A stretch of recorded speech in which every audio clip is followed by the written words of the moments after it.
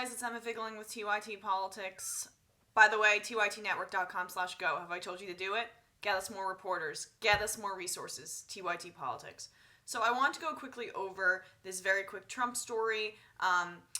Trump basically said that he doesn't need daily briefings. So Donald Trump is historically idiotic. He's very smart at one thing, reading a crowd. He has the ability to understand what Americans are thinking, what they want, and he can judge a crowd and he can crowd surf for the rest of his life. He understands what's popular. He's a showman. But when it comes to the day-to-day aspects of being president, he's not very intelligent, and some of this is actually incredibly scary. So he said the other day, this is reading from a Politico article, that he does not need to receive the presidential intelligence briefing every day, suggesting in an interview that such briefings are repetitive, and he is happy to rely on those around him on matters of intelligence and national security. Meaning you're too lazy and you would rather watch cable news all day where they are talking about you and you can tweet angrily about them instead of actually doing the hard work of being president and protecting our country. Trump has been given the daily intelligence briefing just a handful of times since winning the White House last month, alarming some in the national security community. But those briefings do not always change day to day, Trump told Fox News Sunday host Chris Wallace in an interview taped over the weekend. And when he does receive the briefing, Trump says that he always instructs those offering him the information to contact him should new developments emerge. I guess you're a little too busy grooming your cotton candy hair to pay attention to the national security threats of the country. And is it surprising, given the complete disregard that you have shown the CIA and other intelligence communities when they're talking about what's going on in Russia? I'm not even saying that the Russians helped you get elected. I want there to be an investigation, but his utter disregard for it doesn't fit my narrative. It's not convenient to me. Blech. It just goes to show who he is. So, this is an exact quote from him. You know, I'm like a smart person. I don't have to be told the same thing in the same words every single day for the next 8 years. Could be 8 years, but 8 years. I don't need that, Trump said. But if something should change, let us know. So yeah, you don't need it. You think you don't need it because you're incredibly arrogant and narcissistic. But you know what people need? Their president to be prepared for anything and everything. And you are only focused on what you need, because that's what this whole thing is about, right? It's about you. It's about stroking your ego. It's about making you feel even better about yourself. That's why you ran for president in the first place, right? Did you really think you could do a better job for the country? If you actually did think, you would be hands-on with everything, but you're just a delegator, which is short term for I'm too lazy to do anything and do the actual hard work and the grunt work of being president of the United States. Oh my Lord. One of the most powerful people in this country who can't even be bothered to pretend like he's going to have daily intelligence briefings. At least Bush pretended to want to have intelligence briefings and tried to put on a public face that he was getting these intelligence briefings. But let's talk about Bush for a second. So remember that memo?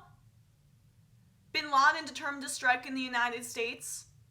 Prepared by the CIA and given to U.S. President George W. Bush in August of 2001. What happened in September 2001? I've been told that we should never forget. Because I haven't forgotten. It seems like George W. Bush seemed to forget that memo, and it seems like Donald Trump forgot about 9/11. He seemed to have forgotten about Rudy Giuliani, but that's a separate issue. Giuliani will never forget 9/11. I don't know if you guys have heard that he was mayor at that time. I don't know if you guys have ever heard of that, but I'm on a tangent. So Donald Trump seems to forget that there was a president at the time who refused to read those briefings. The brief that was given to President Bush at the time warned about Al-Qaeda and Osama bin Laden attacking the United States about a little over a month before it happened. But Bush was too lazy to actually read those intelligence briefings. And look what happened. So continuing with Donald Trump, but I think he's Bush on steroids. In lieu of receiving daily briefings every day, Trump said that the retired generals he has nominated for his cabinet, James Mattis as Secretary of Defense and John Kelly as Secretary of Homeland Security, are being regularly briefed. As is Vice President-elect Mike Pence, who Trump called one of my very good decisions. So the best case scenario is that Trump doesn't get the briefings every day, and the worst case scenario is that Trump doesn't get the briefings every day. It's both, because if he doesn't get them, then he's woefully unprepared, but at least you have competent-ish people running it. But the downside is that competent-ish people are running it, and they're nuts. Like, you can think Trump's a crowd surfer that was just going to do what pleases the people and he wants to get reelected, and he's a reality show star that just wants to be liked and have people backing him. But the people that he's promoted under him and the people that he's appointed to these positions are insidious, are bad people. Mike Pence is a bad man, and he's no dummy. Mad Dog Mattis is a bad man, and he's no dummy. And look what we have. So again, best case scenario, Trump's incompetence won't ruin it, but worst case scenario is that their competence will ruin it, will ruin our country and send us to war. So who knows? But this is also why I like Bernie Sanders' strategy of public pressure on Donald Trump. Because the only thing that Donald Trump will listen to is cable news and are people criticizing him, or if he even listens to that, or are people praising him for certain things. So if he does something right, then we'll be praising him. Maybe he'll do more of that. That's the only hope with Donald Trump, is that he wants to be liked. That's the only hope. But he surrounded himself with an infrastructure of people that are so malevolent and are really the worst of the worst in terms of how you can, of Republican and conservative politicians. Racist, xenophobic, in Mike Pence's case, religious zealots, war hawkish, warmongers, people that we never wanted to run our country once Bush came out of office. So, but they're back. And they're back with absolutely unchecked power.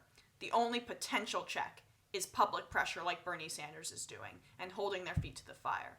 A political revolution, even if it is to stop someone as scary as Donald Trump and his markedly more intelligent underlings. All right, guys, have a great day. tytnetwork.com/go.